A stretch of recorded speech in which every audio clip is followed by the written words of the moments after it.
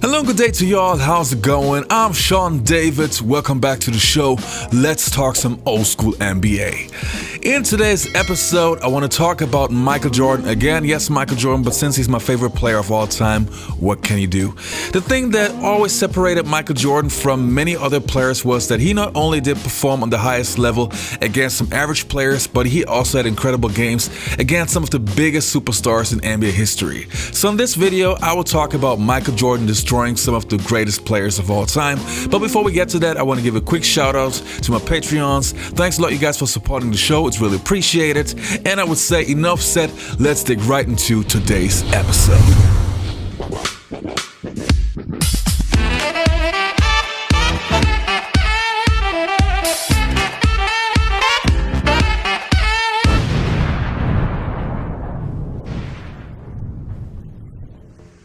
Now the first player that I'm going to talk about is Clyde Drexler. Back in the late 1980s and early 1990s, there was a serious debate going on who was the better shooting guard, Michael Jordan or Clyde Drexler. And if you know Michael Jordan, then you know that he didn't like those comparisons, as you will see in the following story. Clyde the Glide says we're the two best in the game, but I'm not getting into a war of words with Mike. Clyde was a threat. I'm not saying he wasn't a threat, but me being compared to him, I took offense to that. I'm working for NBC. I'm covering the finals. So the night before game one, we were at Michael's house playing cards, and he said, you know what's gonna happen tomorrow. I'm gonna give it to this dude. Portland and Chicago. It was almost inevitable. They were the favorites in November, and now they meet in June. We're all ready for this game, and the noise level here at the stadium will soon be earth-shattering. It will be the great Michael Jordan and the Chicago Bulls going against Clyde Drexler and the rest of the Portland Trailblazers. Everybody wanted this series. Now it's here. It's a match made in heaven. What time is it? Do you have any questions at all? Just play the game. We'll referee. Have a good game, guys. The Bulls only 2 of 11 from the field. Jordan from three-point land. Here's Pippen setting up Jordan. One open for another three. Blazers get back. Pippen back for Jordan again for three. Jordan eluding Robinson. Yes! 18 from Michael Jordan. And they match up once again. Here's Jordan to the fadeaway. 20 for Jordan. Jordan for three. That's his fourth three-point field goal. Jordan for three. Yes! That is an NBA Finals record. 5 three-pointers in a half. The steal by Pippen. And Jordan, 32 for Jordan. Here's Jordan for three. Yes! Did you see that look? Michael indicating he can't believe it. With 35 points, has set an NBA record most points in a half in an NBA championship series. And the next player that I'm going to talk about is Reggie Killer Miller. Now, we all know that he was no choir boy, and he was also known to be a great trash talker. But there are certain players that you don't trash talk to. And Michael Jordan, as we all know, is exactly that kind of a player. When Reggie Miller was a rookie and had an exhibition game against Michael Jordan, you would think that he would be quiet and just play his game. But that was not Reggie Miller. I'm not the biggest of guys. I may be tall, but when I came into the league, I was only 175, 180 pounds. So I wasn't the biggest or strongest guys. I needed to have a little bit of an edge. My mouth was my edge.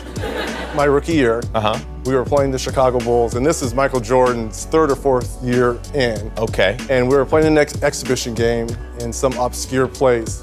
And most veterans do not like to play in exhibition games. They want to get to the real thing. I'm a wide-eyed, energetic rookie, and we're playing this exhibition game, and Michael's going through the motion. And Chuck Person, who's on my team, who's a trash talker as well, is like, can you believe Michael Jordan, the guy everyone's talking about, who's supposed to be able to walk on water, you're out here killing him, Reg. This is in the first half. He's like, you should be talking to him. He's like, you know, you're right, Michael. Who do you think you are? The great Michael Jordan? That's right, there's a new kid on town, right? He kind of looks at me and starts shaking his head. So at half, I have 10, and he has 4 points, right? And I'm doing all this talking. He's like, okay. End of the game in the second half, he ended up with 44, and I ended up with 12. As he's walking off, he's like, be sure and be careful. You never talk to Black Jesus like that. And the next player on my list is Joe Dumars. If you are an old school NBA fan, then you know that Joe Dumars is probably one of the best defenders of all time. And even Michael Jordan said that nobody guarded him as well as Joe Dumars did. But of course, that didn't stop Michael Jordan from dropping like 60 points on Joe Dumars. You can be loose and you can have fun while you're here, and it's great being here. But when it's time to step on the floor, it's all business. And it's not fun and games anymore. It's a war. This competitive thing clicks in that you look for all the weaknesses of the defense that's playing you, and you look to break him down somehow, mentally, physically. It doesn't make a difference. I'm looking to destroy my defensive man. Full quarter. Here's Jordan, left baseline drive to the hoop. That was... Every time he's on the floor, you become consumed by Michael Jordan. You become consumed that he's out there. Center stage. When you make a mistake, it's not even a question of whether or not you're going to get burned. You're burned already. Michael against Dumars on the drive in the lane. In deep, shoots off the glass, makes it in. 95% of the plays are for Michael Jordan. And the other 5% end up in his hand anyway. Well, you kind of block that out, really. You know everybody knows you can get the ball. That's a known fact. If you know that everybody's going to try to keep you from getting the ball, then you go extra hard to try to get the ball. If someone's going to try to keep you from shooting it, you do whatever it takes to get the shot off or get it to the open man so that you get the basket. When I get the ball, I have total confidence that he can't guard me. So I have that edge. Another edge is that I know where I want to go. He doesn't. So he can only guess. Being a defensive player, when you're out there by yourself and there's no help, and it's just you and that guy, it really gives you a charge then, because you know it's just you and him, and somebody's going to win, somebody's going to lose. It's not going to be any in between. The most challenging moment for me is when they've isolated and my man has the ball and it's just he and I out front or he and I on the wing. What happens is it's almost scary because you almost know the moves before the guy's going to do it. You anticipate and the guy's there and you've trapped him or whatever, you've stopped him. You can definitely get on a defensive role as well as offensive. Now, as you can hear, Joe Dumars took those battles super serious, and his mentality is exactly what made him such a great defender. Of course, he also had the help of his teammates and the design defense, which was called the Jordan Rules, and they were able to stop Michael Jordan every once in a while, but still MJ had games where he would drop 50 or 60 points on the Detroit Bad Boy Pistons and on Joe Dumars. And the next player on my list is Larry Bird and the entire Boston Celtics roster. Now, Larry Bird was a solid defender, not the greatest, but a solid defender, and the Boston Celtics, with their front and backcourt, were always considered to be one of the better defensive teams. But when Michael Jordan had something to prove, there was no stopping him, not even Larry Bird. I think it's going to be more of a five-man game, and we really have to play a complete basketball game. I don't think one man can beat the Boston Celtics. Taking the tempo away from the Celtics, trying to Michael Jordan right now. What a great shot, and a basket and a foul. You talk about Bird's sheer determination. At certain points of the game, Michael Jordan has those same qualities. Long range, Jordan hits it, 56 for Jordan, and that ties the Chicago Bulls all-time leader, Bob Love. Jordan goes up to the shot and hits it, and has 61 points to tie Elgin Baylor, all-time single-game playoff record. Jordan ties the game. 63 points, and you're looking at an all-time record. And the next player on my list is Jon Stark. Now, Jon Stark to me was always a special player. I always used to call him a 100% heart player. What I mean by that is he was never the most talented guy on the floor, but he really left his heart on the floor, and he really took the challenge when he played against Michael Jordan. And in some guys, he really did a good job, but of course, there was no stopping Michael Jordan in every single game, so he also had to pay the price for taking the challenge. 55 points by Michael Jordan. There's a lot of hoopla going on right about now, but once I'm on the basketball court, the rest of the stuff doesn't make a difference to me, because I'm in my dreamland. That's the record of the most points scored against the Knicks at Madison Square Garden, the Chicago Bulls, and the New York Knicks. It's the magical, mystical Jordan Road Tour, 1995. The Bulls are 2-2 since his return, and one of the most asked questions in America is he as good now as he was before? We're still trying to find ourselves, and they're a much better team than we are right now. And I think we get to see what kind of work we need to work on down the stretch to even give this team a challenge somewhere in the future. Oh my! Michael is back. We'll have the tip-off in just a moment. Michael, how you doing? What's up, big dog? Thanks. Let you know, thanks, man. I appreciate it. I need the shoes, though. I got you. At guard at 6'6" from North Carolina, number 45, Michael Jordan. All right, Michael Jordan, I guess a nice round of applause, a longtime nemesis of the Knicks. And there is number 45, in case you haven't heard it already. Jordan wore that number in junior high, wore it as he went to baseball for 18 months. So Michael comes back to New York City. He loves playing in this gym. Jordan, 15-footer. Look out. Yes, Michael Jordan hitting on his first field goal attempt. My whole attitude was just relax, let the game come to you. And he shoots again. Is 2 for 2 to start this game. I could tell in the first quarter I really had something going. They're going to keep going to the well with Jordan and Stark. Double team. Oh, too late! Prior to his premature retirement, nobody guarded Michael Jordan straight up better than Jon Stark. The Knicks still plan to have him go one-on-one. Michael Jordan, he's on fire. A lot of times I come in here, you want to do so well here, you get a little tense. All the games I've seen Jordan play, I've never seen him go like this. Those are very happy, positive butterflies, but they are in his stomach. It's 20 first quarter points for Michael Jordan. There are 8 players in this Bulls roster who never played with Michael Jordan before. He came over to the huddle like this, like his hand was steaming on fire. They were laughing and they said, "Stay hot." I had low expectations for myself of really just to try to fit in, get a chemistry, get a rhythm, let things. Knocked down. The story in this first half. Number 45, Michael Jordan. His return to Madison Square Garden, his 5th game back. Michael Jordan, 20 points in the first quarter, 15 in the second quarter. He already has a new season high now of 35, but after 24 minutes, the Bulls trail the Knicks. Big place and be fulfilled. And that's what's happened with Jordan. 42 for Michael Jordan, and he's tied the game. Rebound Jordan. As much as I would have practiced, there's no way I would have gotten ready for game time.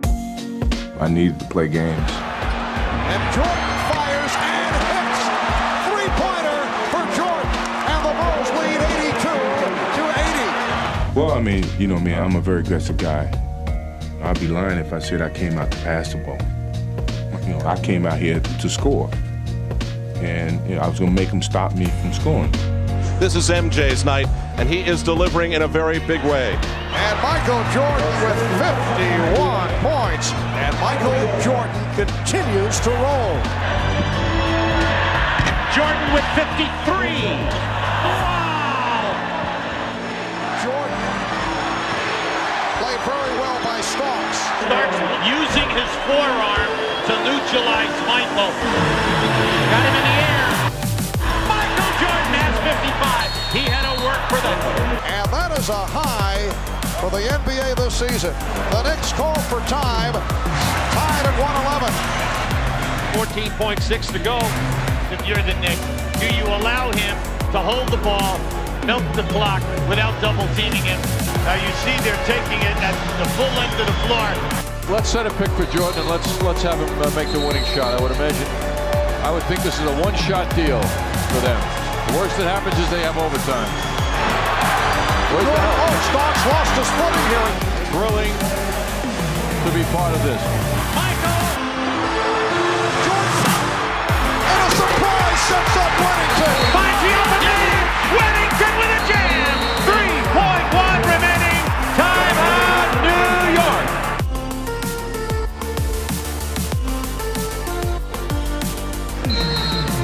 Here's Stark.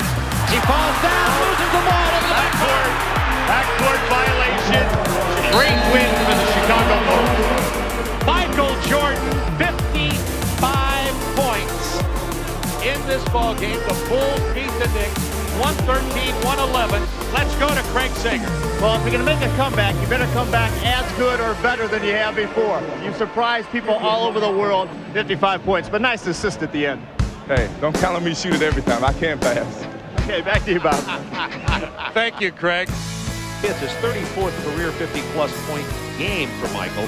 He also broke his own Madison Square Garden record for most points ever scored by an opponent against the New York Knicks.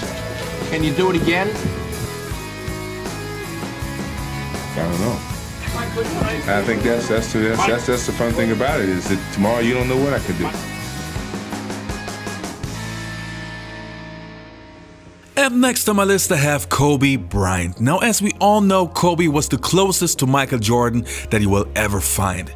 He idolized MJ and wanted to learn as much as possible. And once the two stepped on the same floor, Jordan made sure that Kobe could learn firsthand.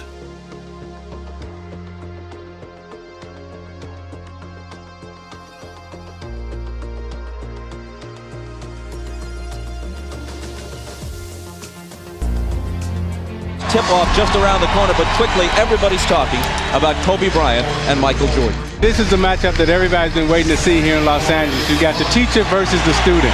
Kobe's trying to steal his knowledge. Little advice from the master. Man the education. He's now in a postgraduate course. Yeah. Guarded by Bryant. Takes him inside and banks it home.